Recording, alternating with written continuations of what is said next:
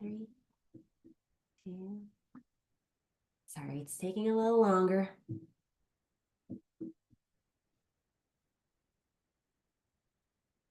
You can start, Sarah, while I'm getting the YouTube ready to record.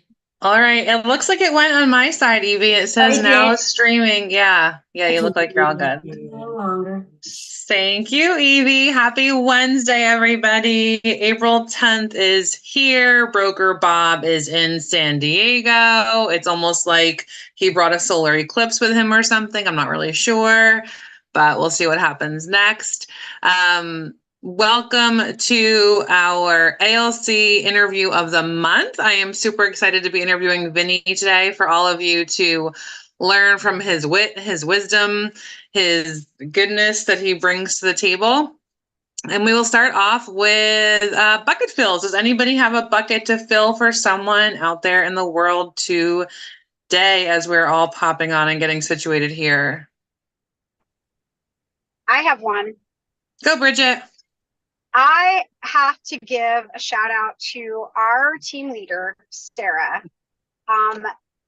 This woman has gone to bat for me on so many different things that, I won't go into all the details, but she has our back and is fighting for us all every day. And I just want to say, Sarah, I don't tell you enough, but you're an amazing team leader and we are so lucky to have you.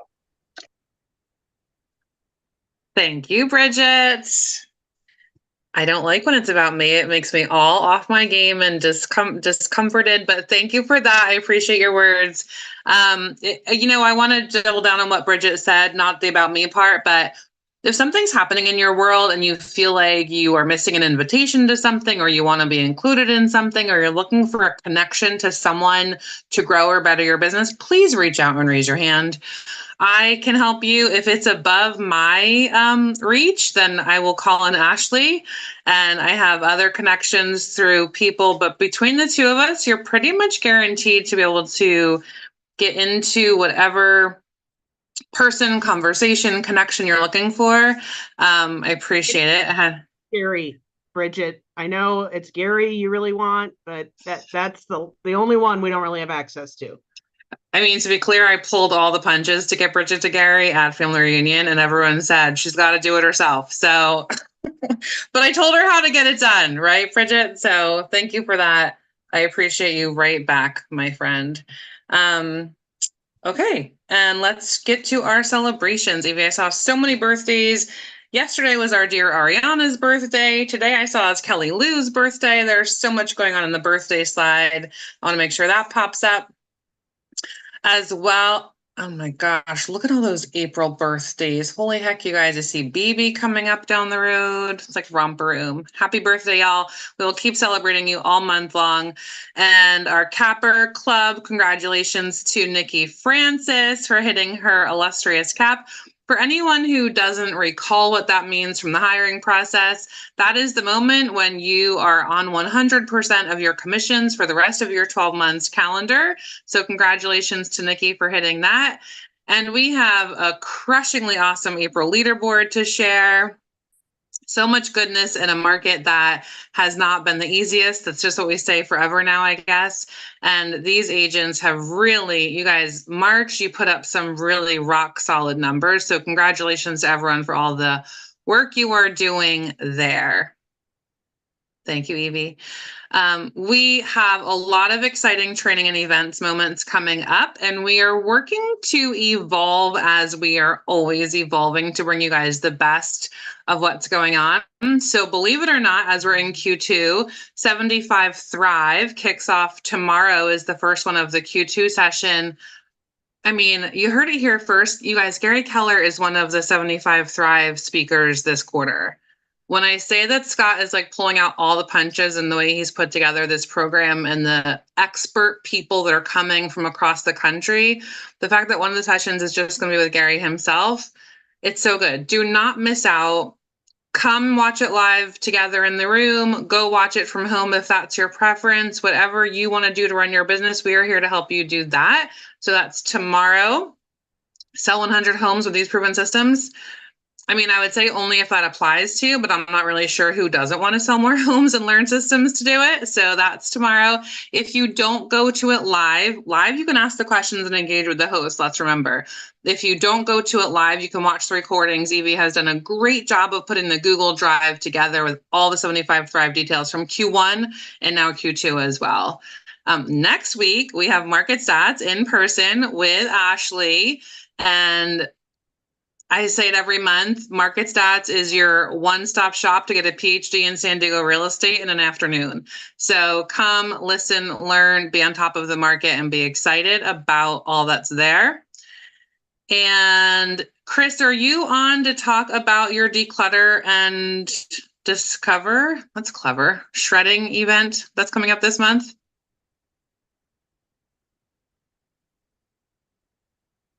Is he there, Evie? Yeah, there. Oh, hello, Christopher.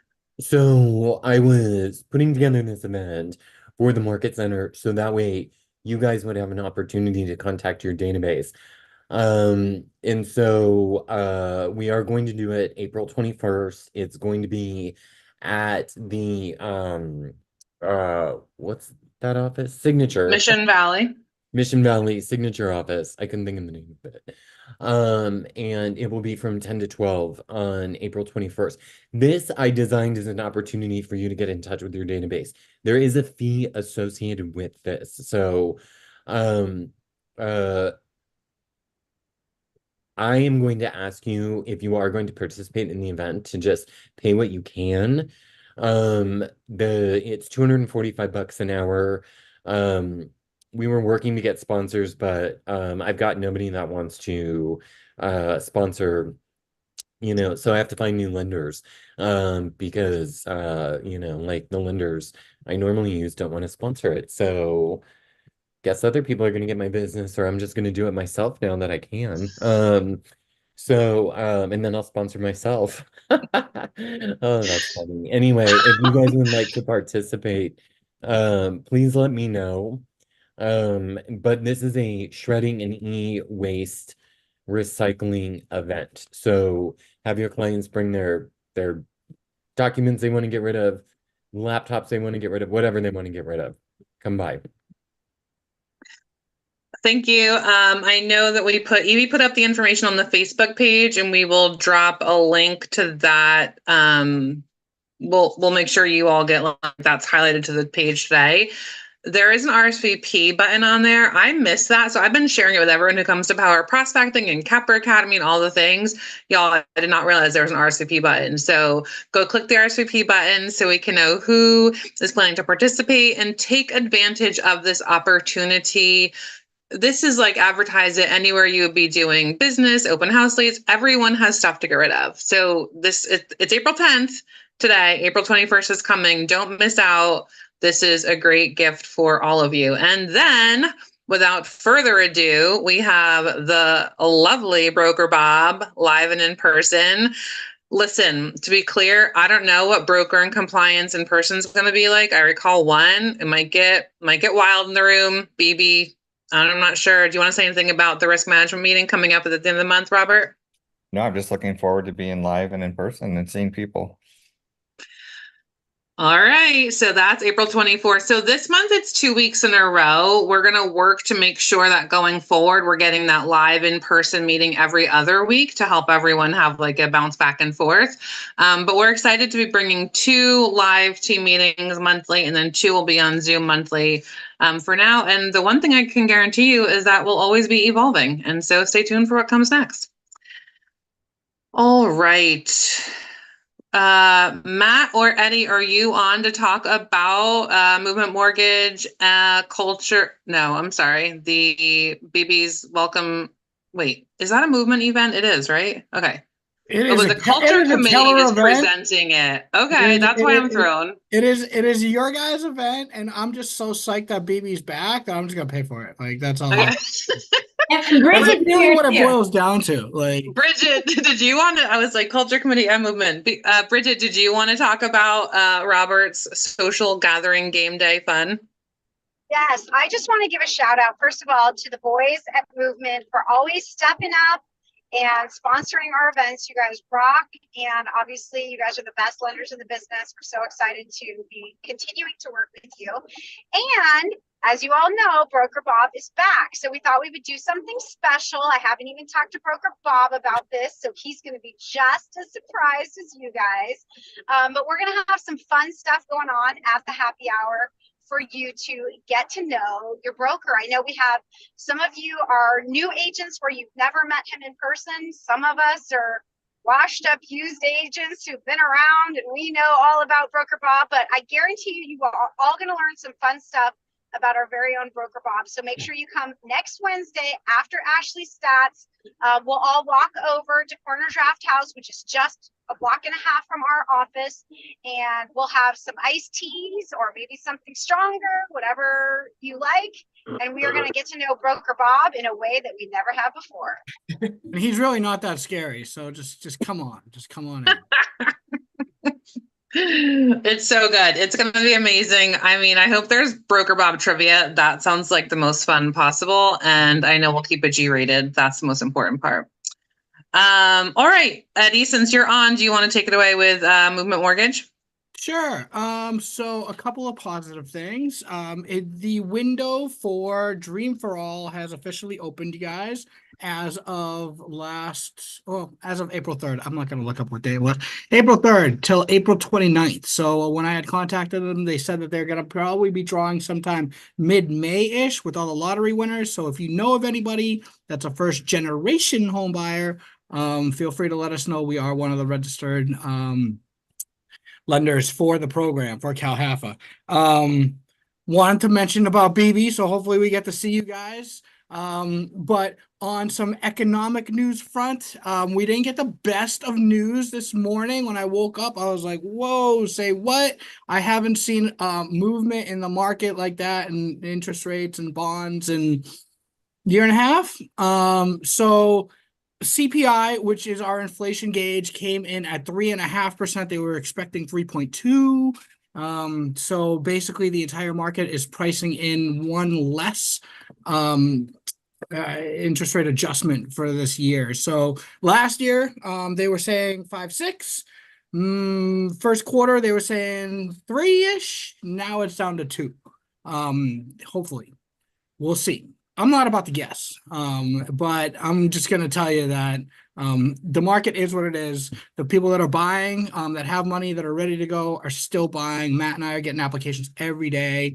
There are a lot of people still in the market. And then there are people that we're talking to that we're getting them ready for the inevitable of them getting into the market when they can, when they're comfortable with the prices, the interest rates, and everything else. So, just keep in touch with your database, you guys. Just keep talking to people, and it'll all come around. And we're getting busy again. That means you guys should be feeling the effects as well. Thank you, Eddie. The only constant is change, right? So keep going, keep having your conversations, keep bringing value to your people. Jacqueline, can you give us an escrow partners update, please? I would love to. Maggie Clemens is our agent spotlight of the week. We are so thrilled for her. She just opened escrow with Escrow Partners, and we have heard lots of good information. As Eddie just said, things are heating up for Maggie. We are feeling it as well. So we are thrilled to be here for you guys. The other thing I would say is I was just next door over at Escrow Partners. If you've never come in and said hi to Nicole, the door to Escrow Partners is across the hall from the Metro office. So right across the hall, same front door. Pop in, say hi to Nicole. She's also very friendly, another person not to be afraid of. But just want to let you know that's where we're at. And congratulations, Maggie. We're thrilled to have escrow open with you. And then one other update, I think we have a different slide for because 75. Oh, let me do this first. Marketing concierge. I spoke with some agents this past week that didn't know we could do more than just like a just sold social media image for you. So I wanted to put some examples of other things we could do. One agent came to me and was looking for some updates to their listing presentation. We were able to help with that from a marketing perspective. Another agent came to me and said, like, I have the basic open house flyer. Do you have something else for neighbors that come by? So you can see behind that open house flyer, there's a very specific market analysis flyer that we did for this agent that they could have at their open house, but for sellers instead of for buyers. So just wanted you guys to know that that QR code will take you to a link tree where you can save the contact information, and there's a marketing request form. So if you're curious and you're not sure if we can do it, send a little note or send it to me directly. We'll always let you know what we're able to do, but there's all kinds of opportunities in that for your marketing concierge needs through escrow partners. And then the last piece of business is because 75 Thrive is back and we're excited about it, we're moving our time slot around. So we're going to keep it as is this week. We are overlapping just slightly with 75 Thrive for this week. This week, we're going to be going through how you can use some automatic calendar schedulers in your marketing. And then the following week, there will not be a marketing class because Eason is coming in to do some command training. So you will have a big regional event here in the market center. So then the following week, April 25th, is when we will start our brand new hours, and we are shifting to the afternoon. So you can focus on lead gen in the morning, and then 2 to 2:30 will be our quick power half hour of marketing with escrow partners. So starting the 25th and beyond, we will be on at 2 p.m. via Zoom. Awesome. So much goodness. Thank you, Jacqueline. All right, Alicia, do you want to give us a coaching highlight, update, spotlight, magic moment? Magic moment. Yeah, we have on Team Vinnie. Kevin actually, last week we gave him a shout out because he had some escrows closing, and that got him to his number 3. So he has graduated the launch program. And then with Team Deborah, Wendy Zombra has passed her exam. She was in sneak peek. She passed her exam, and now she's going to be officially joining launch with Coach Deborah. Awesome. Thank you. Congrats to Kevin and to Wendy. Robert, give us some broker updates, please. Well, I want to thank you in advance, Movement Mortgage, Eddie and Matt, for sponsoring next week. And Bridget, just exactly how much did you dig into my past about getting to know me? Because there's stuff that should not be revealed about me. Anyway. Don't ask, don't tell. Here's some stuff. So listing agents, listen up. Squatters are on the rise. So if you have a vacant listing, don't put it vacant in the MLS. There's actually a viral thing going around in TikTok about how to squat. And it's getting up traction. So be really careful with vacant listings. If you have property owners in your database, I would also reach out to them and just give them some heads up to be careful with stuff like that, because there are a lot of squatters moving into properties as rents are going up across San Diego County. If you have a lease listing too, remember you're only limited to putting stuff in the MLS. You can't do anything that's property management type stuff like give tenants notice to vacate, etc. That property owner needs to do that themselves with an attorney, because you don't want to get involved in that because there's a lot of risk at that. Just got off of the SCR risk management meeting, and that's what we talked about there. So word for wise, squatters on the rise, be careful, don't do vacant listings, and that's it. We'll see you next week live in person at Ashley Stats. Oh, we'll see you next week at your Broker Bob Trivia Skeleton Closet Party. That's going to be fun. All right. I have some time for property pitches. Michael, I saw you drop your details in the chat. Do you want to go ahead and share that out loud? Sure. So I just came on the market. We've been prepping this property for a little bit of time. It is probably the lowest detached near construction home you could find in Carlsbad. It's 1.15 million. We do expect it to go over 1.2, which is still, if you know Carlsbad, a fantastic deal. Low HOAs, built in the early 2000s. It's a 4-bed plus loft. So if you want an optional 5th bedroom, you could have it. There's a downstairs guest room as well. So if you have someone mobility issues or you just want something downstairs, you have that option too. Gonna go live today. First showings this weekend. My info's in the chat. Give me a holler. Bring your buyers. Awesome, Mike. Thank you. Judy, you're next. And then anybody else put your hand up, please, so I can see you to go. Yeah, I have two listings here. This one just came on the market yesterday.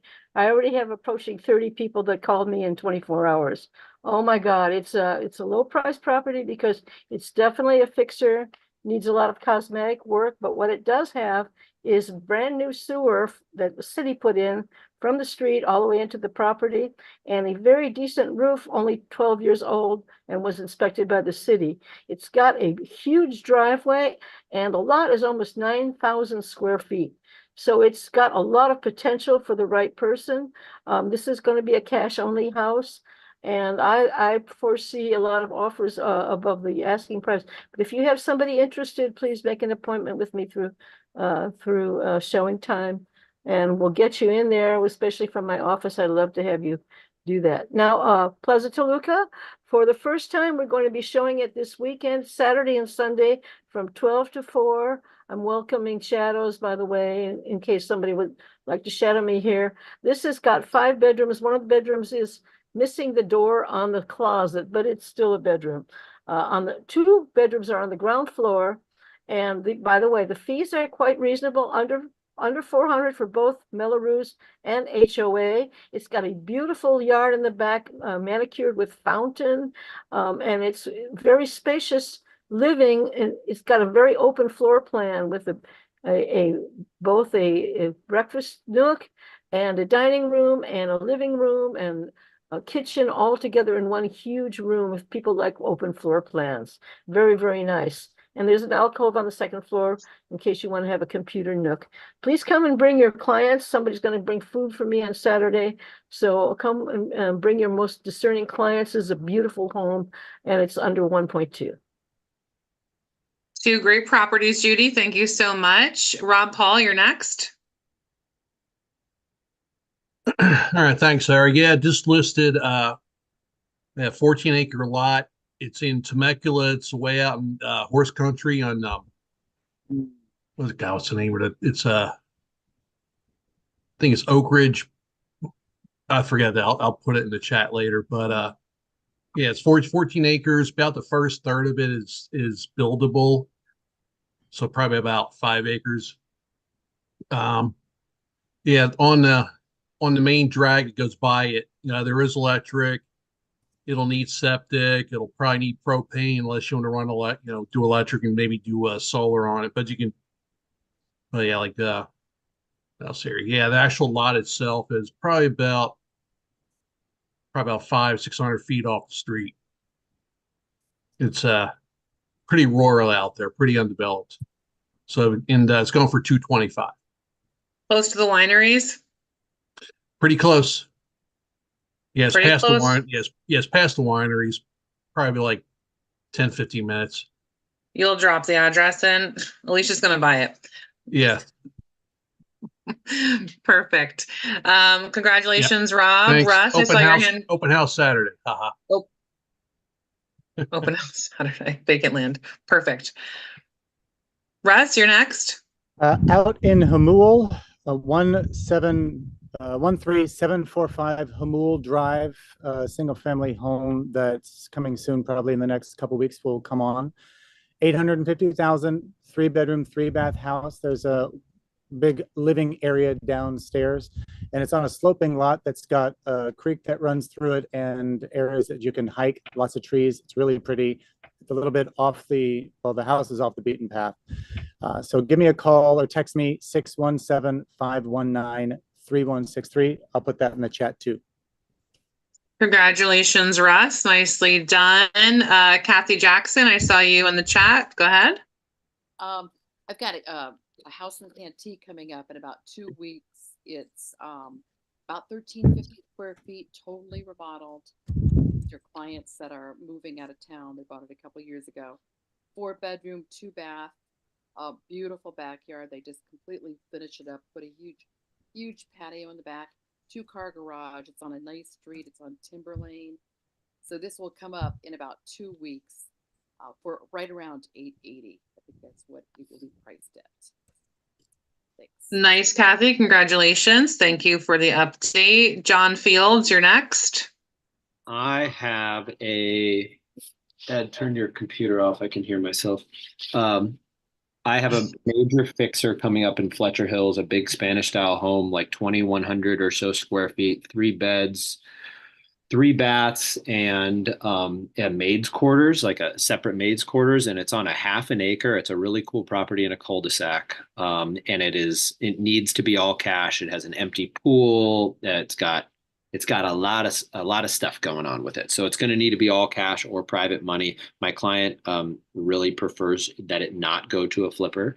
I'm going to talk to them about just keeping options open, but they want somebody who is going to come and make it their own and live in it preferably. So we're going to go on at $899. I have no idea what it'll end up going for. There's houses of this size around there that sell for 1.2 and 1.3. But that'll be on Thursday, and I'll do an open, or on Friday, and I'll do an open house on Sunday. Hey, this weekend? Yeah. Awesome, John. Thank you. Congratulations. And Vinny, I think you were the last one to post in there. Go ahead. All right. Well, if Kathy Jackson's listing is just way too expensive for you, I got something that's not current turnkey, that's kind of near a busy road, and it's only $699, so it's gonna be on the market for in 2 weeks from now. So same time as Kathy, so we'll compete, see who gets under contract first, right, Kathy? Right. That's right. Joking. And then also have some other listings on the market. I talked to them last time. We have one in Eastlake, 5 bedrooms. Thank you, John. Yes, that was beautiful. 5 bedrooms, $929. Our Chula Vista one, 2 bedroom, 2 bath is gonna probably get reduced by $20K to $454. So bring us a buyer on that one. South Mission, 1 bedroom, 1 bath. We'll have another showing window on Saturday. And yeah, that's it. Thank you, guys. Oh, I'm working on a City Heights one that's going to need a cash investor one. So we'll see how that goes. Yeah, that's it. As he rattles off money up, Maria, last but not least, hold on. And if anybody else, take your minutes while you got them. Maria, go ahead. Maria, don't Sorry, make me start I singing. was on mute. Okay. On mute. My apologies. So I have we have 2 offers on this condo in Golden Hill, 1 bedroom, 1 bath, listed at 410. 504 square feet, HOA is 495, washer and dryer in the unit with underground parking, 1 space, and an additional potential space leasing at $35. So if anybody has and it can go conventional cash or VA. That's it. Excellent. Nice work. I lost count. That's a lot of new listings coming to market or live or being handled right now. Congratulations to all of you. Great job. And they range from all over the county, land, not land, fixer, move-in ready. I think Vinny and Kathy's contest is going to be fun to watch. I love some healthy competition. And without further ado, I will bring us to our main feature, which is the lovely Vinny himself, our ALC interview member of the month. And Vinny, thanks for agreeing to be the not the victim today, the influencer, right? The sharer. Let's start out with you guys. What I'm excited about for Vinny with this, let me tell you first, is that he's the first person who has like a larger team who we're talking to. And he's been looking at building his business in so many different ways. When I talk about evolving and what we're doing next, he's consistently on the top of the charts on the leaderboards. He's always learning and ready for the next challenge and coaching and what comes next. And he's looking to build his business in different ways, like in things that truly fill his passion buckets and get him excited to keep working. And he doesn't deviate away from that in the way he's ever talked to me in our coaching conversations about, here's what I'm doing next. Here's what's important to me. I'm going to try to ignore the chat because I can only imagine the sarcasm that's going to come flying out today from all of our fellow Metro friends. But I love that about Vinny. If it's not in his system, it doesn't exist. And let's get to it. So Vin, put humility in your pocket and tell us what has been your greatest achievement this past year. So when I first got in business, I was really burn and turn business, right? Like it's been a little while, but it was like a lot of short sales, death, things like that. Not really a lot of referral business. And so every year I kind of have like kind of a milestone or something that I'm trying, like my North Star in essence, I guess. And so last year was I was trying to have one entity give me send me over 3 pieces of business, and by the end of the year, I had one attorney in essence send me 3 pieces of business. So it was I was able to hit my North Star, I guess. And I think that's what's so interesting about working with you in your business is that it really is so people might assume from like I saw the comments out like Vinnie Sass or whatever goes on.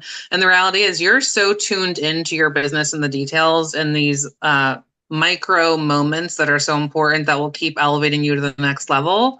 So I'm excited to bring that out in today's conversation as well. If you had to get a listing today, life or death, must make, you can't be in the business anymore if you don't get it today. I mean, you have the full day. It's not, from 1:30 on, but what would you do? So it's so funny. So I really don't like knowing the questions before. And so I know you sent it to me before, the questions, because I like to just kind of give a raw answer and not really think about it. But this was actually one that popped in my head, like probably like an hour ago, because I looked at it really quick, the questions.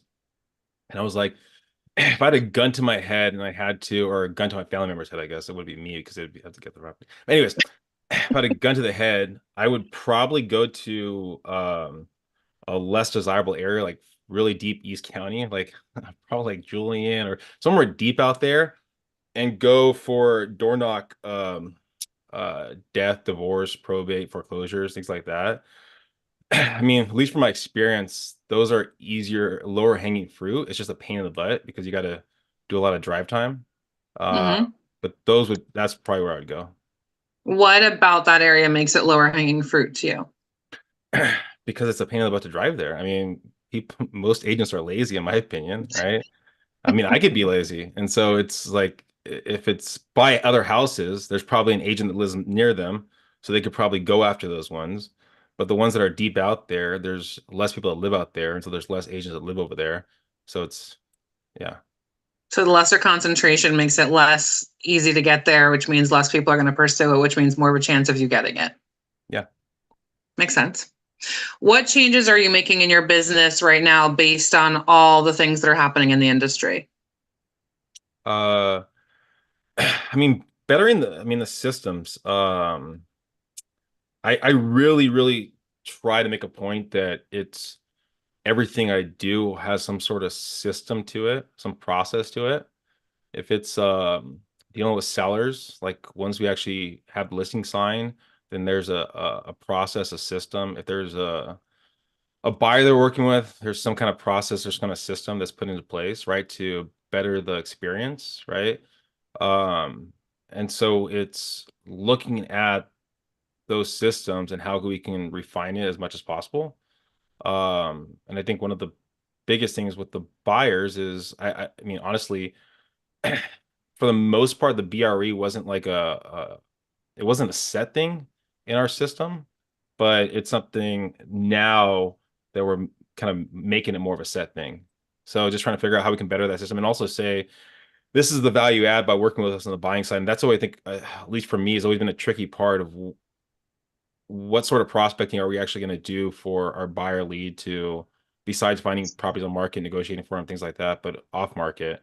So that's kind of like the thing that's in the back of my head, if really trying to quantify how we could put that in the system.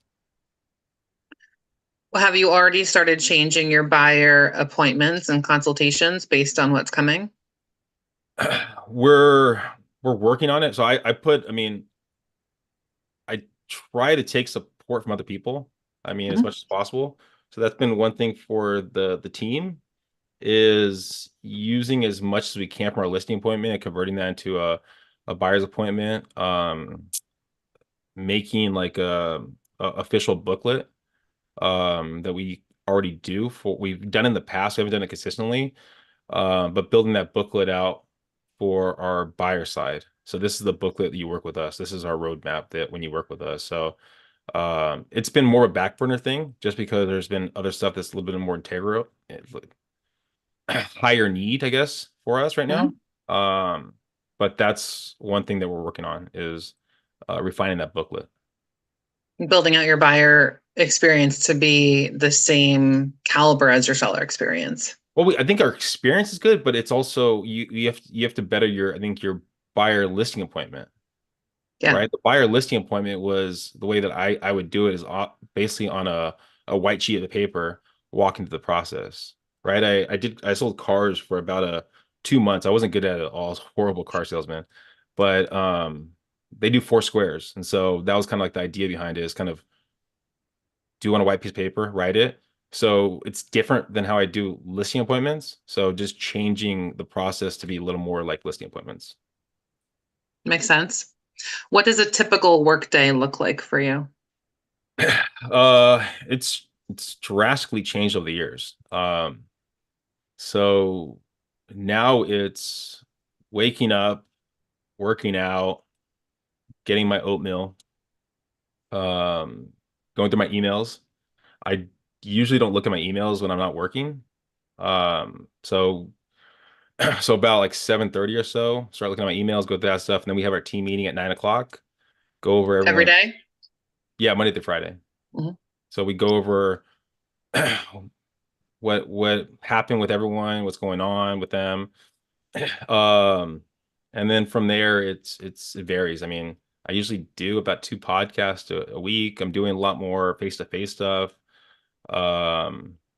So at least make sure I finish all my tasks of following up with who I need to follow up with. And what's your usual end time in the day? Usually 4. I mean, if I want to get greedy, I mean, sometimes I'll go like, 5 or so, but I made a conscious effort to finish my day, yeah, about 4 o'clock. That's at How least the many? earliest that I allow myself to get off work. 4 o'clock. And how many days a week are you working? Monday through Friday. I do work, I mean, Saturday and Sunday. I mean, I try to protect my Saturday morning as much as possible for workouts. So usually till about noon. And then yeah, if we have a listing or if I want to just basically if I feel like we don't have enough stuff in the pipeline, then I'll do open houses.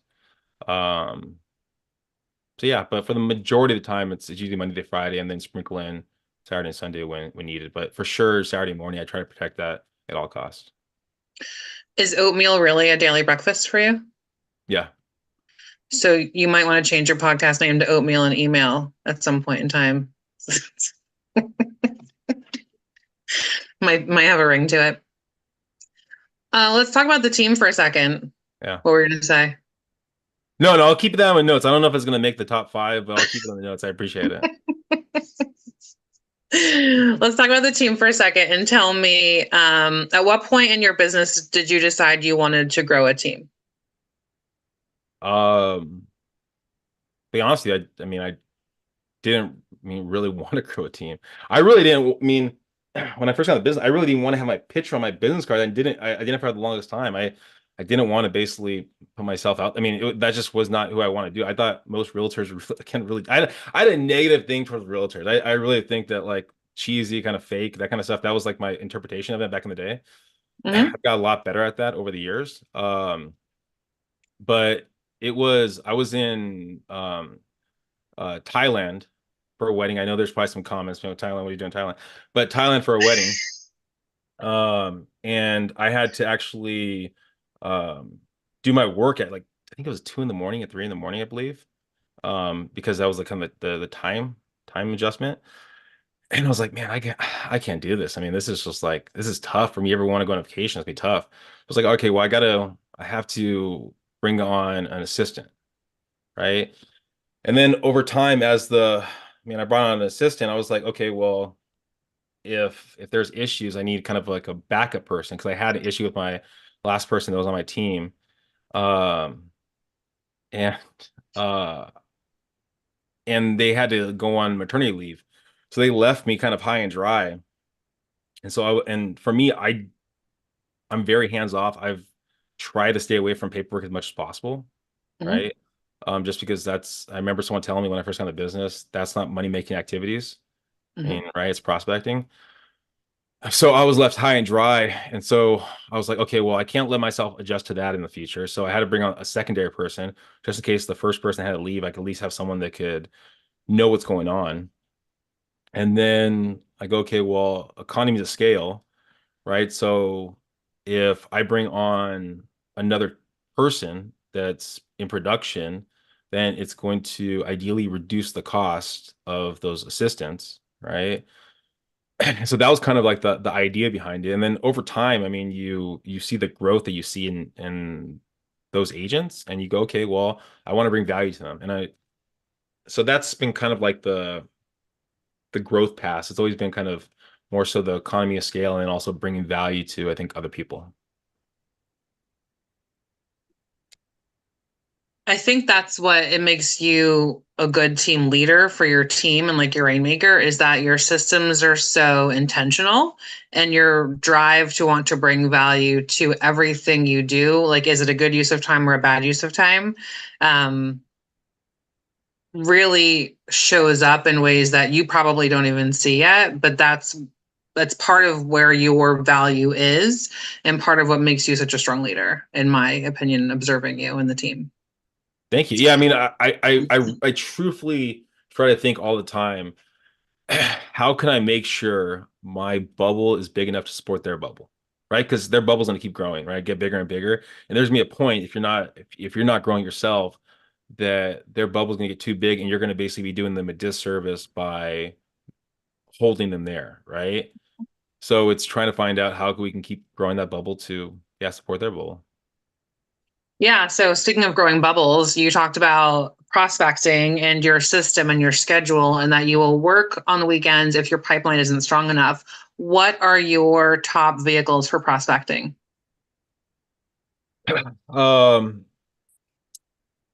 Well, I mean, it really varies. I mean, if I just want to get on the phone, I mean, I think the quickest way to get a now seller, right, is going to be, I mean, follow up leads, right? But to get the sellers that maybe aren't in the follow up right now, if I don't have anyone on my tasks that are like now sellers, then I got to get on the phones and start, I mean, dialing for dollars.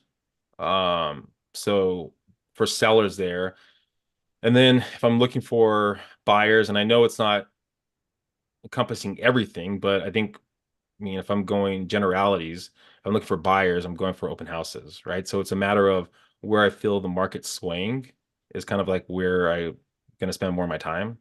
And then, of course, it's, I mean, doing other stuff like video content, things like that, that are more of my brandy pieces. They aren't really prospecting, but they're like call to actions that I have to kind of do to maintain stuff. Mm-hmm. When you started your business, what was your favorite form of prospecting? Calling. I mean, when I was a solo agent, I love calling. I mean, that was like all I wanted to do. Like there's been times when it just been I've been stressed out. And this might surprise you, and if any of my teams here are listening, some of you guys have stressed me out over the years. And I was like, if I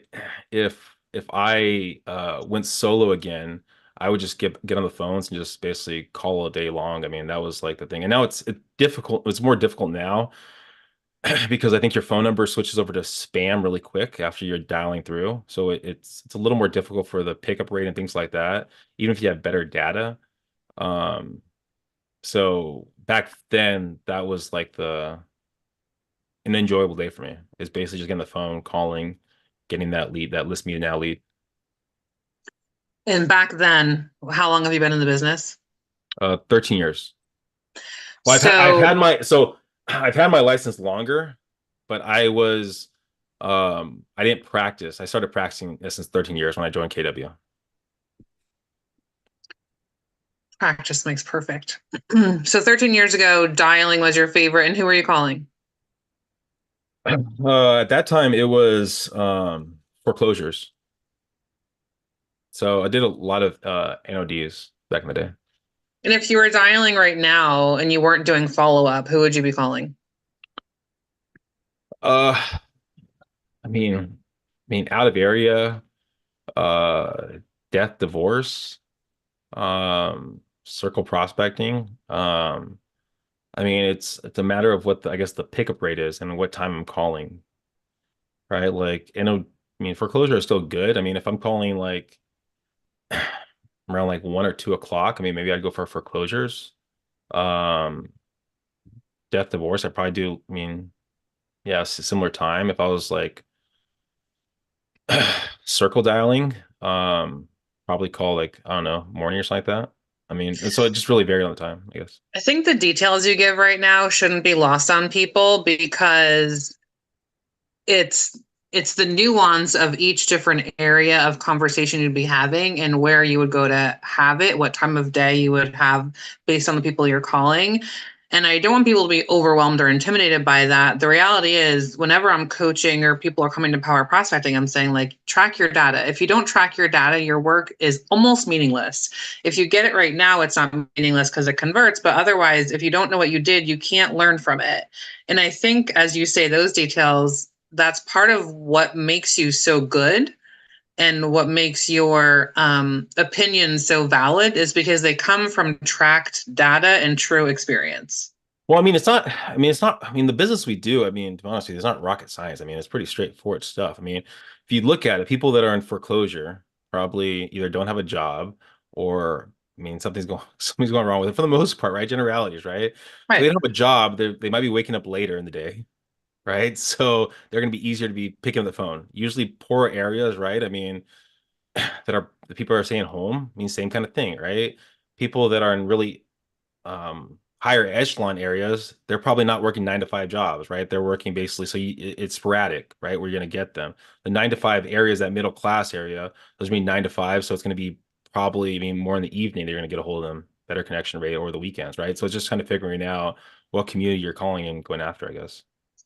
Well, and you talked about it was 13 years ago. You got specific with practice. Ashley wrote in the chat that you were so consistent your first several years, one of the best she's ever witnessed. And Stephanie asked a question around that. How long had you been an agent before you got so intentional with your systems and activities? Um, I I feel like I've always been intentional with what I do. I'm just doing stuff now that I believe will give me value over time, right? Like, I mean, if you probably, I mean, he probably knew me when I first got in the business, and I don't know. I'm assuming Ashley's knew this before, but I mean, I lived for a little while. I lived in Temecula, and I would drive down with my ex-girlfriend at the time. And sometimes I would just drive down from Temecula and I would sleep I mean, get down to the office at like 3 a.m. or something like that and sleep in my office before I started work, right? Like, so there's definitely times I just slept on the floor just to get there right when I can start calling, right? Can I chime in real quick, Vinny? Yeah. Yeah. Those were some good days, and I'm surprised Robert hasn't said anything. You didn't know what the hell you were doing in real estate, but you got, I mean, from moment one, I think, pretty close to moment one, you knew the most important thing was to call. Yeah. And you were regimented about it. And you allowed yourself to figure everything else out as you went. Yeah, I mean, I mean, I like, so to give you a reference point, before I got into real estate, I was in construction for 7 years. I did 6 years locally. We did military bases, and I did a year in Afghanistan. And that year in Afghanistan, I was working in essence 7 days a week. We got one day out of the month off. And then on Fridays, I think it was, we got a half day. Right. So we got a half day on Fridays, and then one Friday we would get a full day off, right? But it was consistent. It was routine, right? So I was already kind of used to that, right? Of kind of doing stuff. And so when I got back and signed up with the office, I got back into the country in, I think, July. I signed up with, I talked to Ashley, interviewed her. I partied for about a month. And then I jumped into real estate August 1st. I mean, that was the structure and yeah. So, I mean, now I do stuff because I realized over time that a lot of my business was burn and turn, that I wasn't getting repeat business from those people.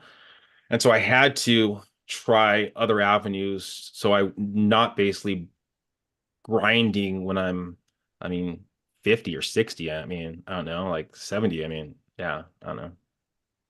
Let's get to that because I think the podcast is important and probably something people have questions about. And these interviews, as far as I'm concerned, I could ask you guys questions all day, and I think there'd be value that comes from it. I want to make sure we get to your podcast. So how long have you been doing the podcast? 4 years now, I think 4 years. What made you start? So I was doing coaching at that time, and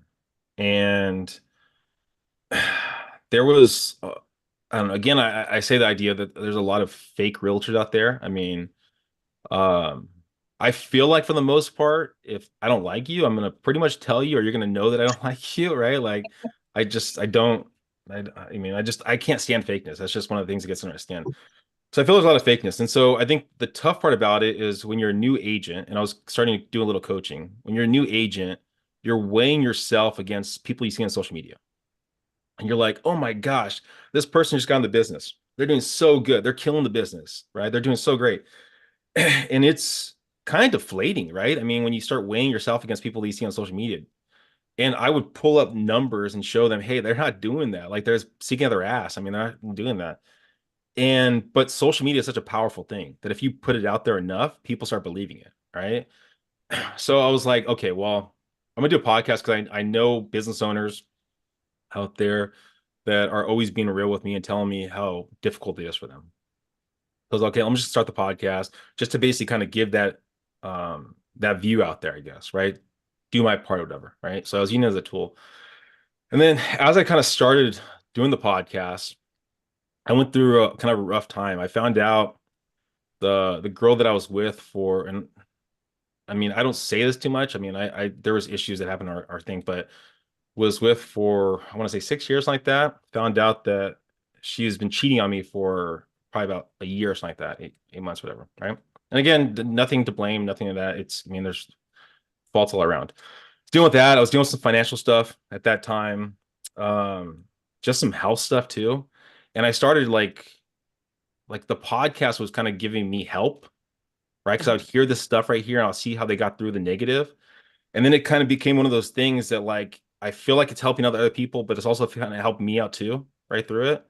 And so it allowed me to kind of be intentional. And then I kind of over time I just kept doing it. But I mean, I get probably about, I don't know, 4 to 5 PR companies reaching out to me on a week, right? Asking me, hey, we have a podcast guest that we wanted to see if you have interest on being, right?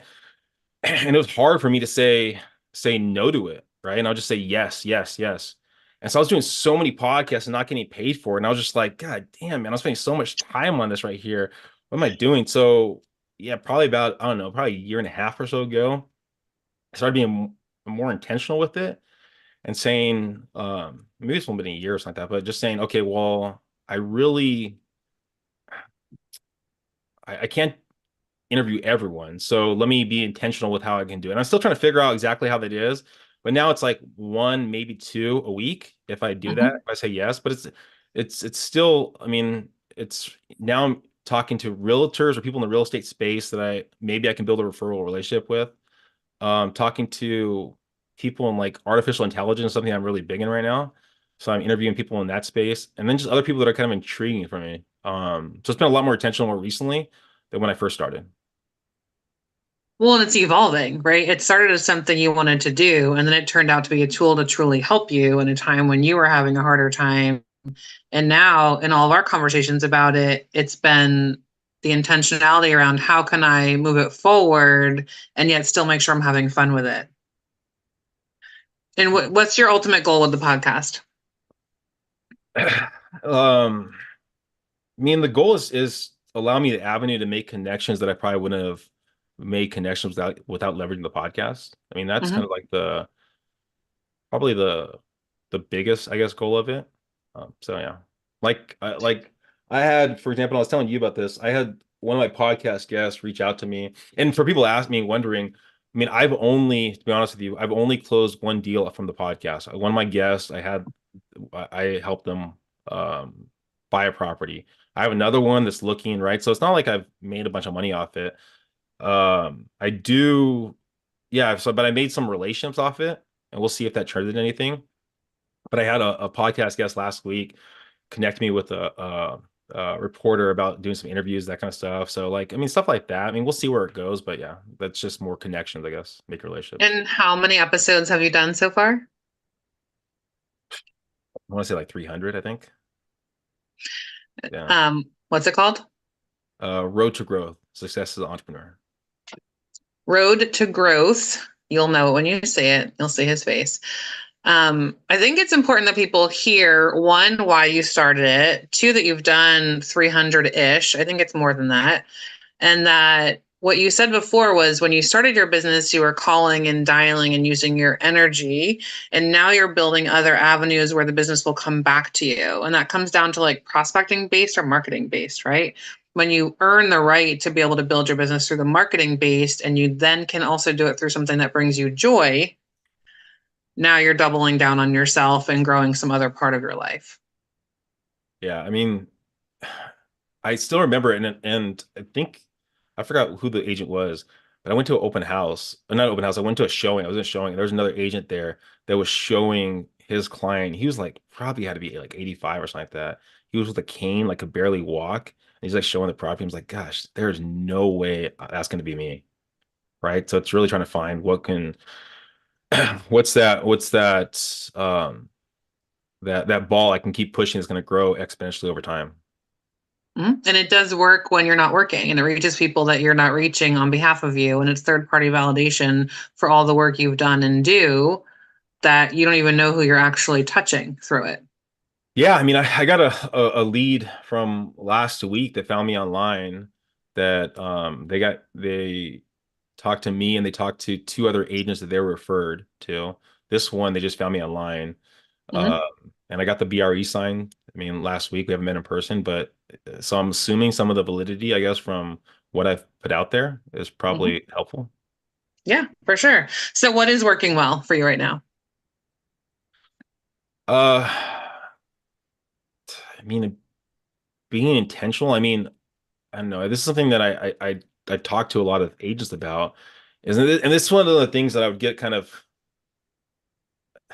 I mean, not to be negative about you, Sarah. There's other coaches that do it, right? They're like, okay, I get all these leads. How many leads do you get from your open house, right? How many leads do you get from your open house? I'm like, and you'd hear these agents talk about, oh my gosh, I got 20 leads, I got 10 leads, I got 15 leads. And then you talk to them a week later, and it's like, oh, I got 20 leads, I got 15 leads, I got 10 leads.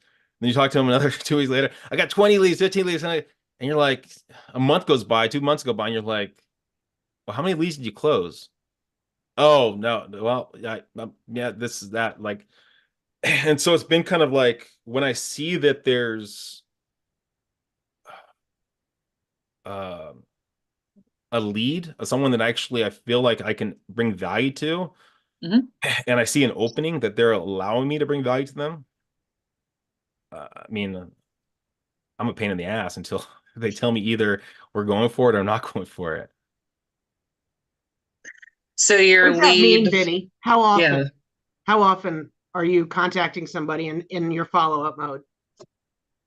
I mean, there's a lead right now that I've been talking to for 5 years. I don't even know how we originally met. I have to look at my notes to see how we originally met, but he just reached out to me about some land or something like that he wants to basically put offers in. But I mean, I think the nicest one was a guy that I was talking to for 7 years, and this was actually a deal that me and Joe Fair basically put it under contract. But I was talking to him for 7 years, and we had fights on the phone. I never met this guy in person. Like I would be yelling, he would tell me stuff, and then I would tell him stuff back, and we'd be kind of yelling at each other, and then we kind of just go separate ways, and then we talk again, and I keep following up with the guy. Um, and then yeah, after 7 years, we finally got the listing agreement signed, and I met him and his wife in person, and then got the deal closed, and then I met his family. They took me out to dinner. But yeah, 7 years of just calling the guy, and yeah.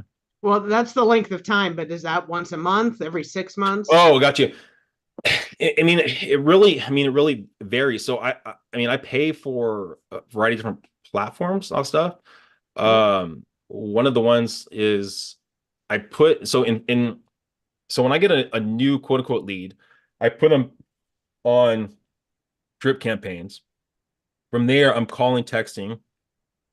After probably about, I don't know, about maybe 10 times or something like that. If I don't, if it was like an online lead or something like that, then maybe after like, yeah, 10 times, 8 times, I'll leave them on the drips, but then I'll add them to Mojo, to the dialer. If they're a lead that was like I know that they were just a kind of online lead. Maybe I'll cut that down to like 4 or 5 times. So it's really on what the lead was and where I got it from. But at the end of the day, they go onto my dialer. And so then I'm dialing through them through different numbers. So then see what number picks up, and yeah. But yeah, I mean, I've been a hoarder of leads in the past, so it's actually I've had to actually cut down on it and find other ways to do it. How big is your database? 2,500, something like that, 3,000. I don't know. I can tell you. I know. Gary talks about you got to know your numbers. You got to know.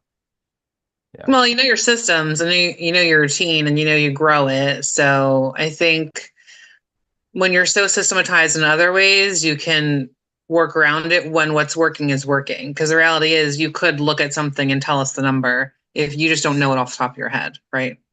Yeah, ballpark. I mean, I like it's more about I think my calendar, I guess, right? Like my task, and my actual like day-to-day calendar. So I mean, I probably, instead of knowing the numbers, I live more about my calendar, right? So it's like if it's not on my calendar, it doesn't exist, right? That kind of old adage, right? So like my task, like usually like on Monday, especially if I don't make phone calls during the weekend and I look at my task on Monday, right? I'm like, fuck, I got to do like 250 calls right now, text messages, what's going on? Like, so it's really on like what's in my calendar. They say to be successful, you don't have to be good at what you're doing. You just have to be good at following a calendar. Yeah. I mean, and I think in this market, I mean, I think as the market gets crazier, it's going to behoove you to at least um have a little skill set, I guess, right? Like, yeah. But there's the book that I've told. I mean, I haven't read this for ages, but I read it like 2 or 3 times. It was called The Best Salesman. He was a car salesman, and he had the Guinness Book of World Records for selling the most cars as an individual. And so what he did was he would basically go through the yellow pages, and of course our times have changed, but he would go through the yellow pages, and he would basically look up Bill Johnson, or whoever the person's name was, right? And he would go, all right, Bill Johnson. So he'd call him up and he goes, hi, is Mr. Johnson available? Your car is ready for pickup. And they would go, what are you talking about? Go, your car, you mean this is Steve Johnson, right? And they go, no, this is Bill Johnson. Oh my gosh. Sorry about that, Bill. I must have called the wrong person right there. But now that I have you in the line, what kind of car do you currently drive? And then he'd find out their information about the car. And then from there, he'd figure out basically how long they owned it for. And then he'd put them in their Rolodex, basically the CRM, and then call them in the future and then build his database that way. Building your database, whatever way you're going to do it, is what you got to do. I don't know if you want to call people and say you have the wrong car for real estate, but I think learning the lesson is the tool. And like Ashley said, that's how the white pages is a prospecting tool. 1,000%, someone could say, I have a book of leads for you, and hand you a white pages, and they wouldn't be lying, right? We went over, which I just realized it's 2:33, and I want to honor everyone's time. I do want to ask you, Vinnie, what is the one thing I didn't ask you that you want to make sure you share with everybody? I would say, I mean, I guess it's more for like the younger agents, whatever. And this is something I try to say as much as possible, because it's again, that's one of the things that always gets me pissed off, is when people take advantage of newer agents. But the thing is if you're thinking about leaving the business and you're like, oh, I must be the only one. I mean, there's a good amount of times that I think about that all the time, if I would leave the business, right? So you're not alone. I mean, have faith in your system. I mean, I always, again, I look at it, I go, if it's easier for me to blame my system than blame myself, right? So if I have faith in my system, then I can have issues with that blaming the system. I can just fix the system. But if I blame myself, it's harder to fix myself, I guess. That's incredibly profound, actually. Can't fix yourself, you can fix your system. And come to Jacqueline for your system fixes, because she's going to get that dialed in for you. if what Ashley said is really important, if you're not considering quitting at least monthly, you're not working hard enough. I mean, I would go to weekly, sometimes daily. It's just real. And so I want to thank you for your time today. I want to thank you for being so open. I could have gone to about another 20 questions with you. And you know, the future's there for us to do that. Thanks, y'all. Have a great day. Next week, Ashley's in person with market stats, and make it wonderful.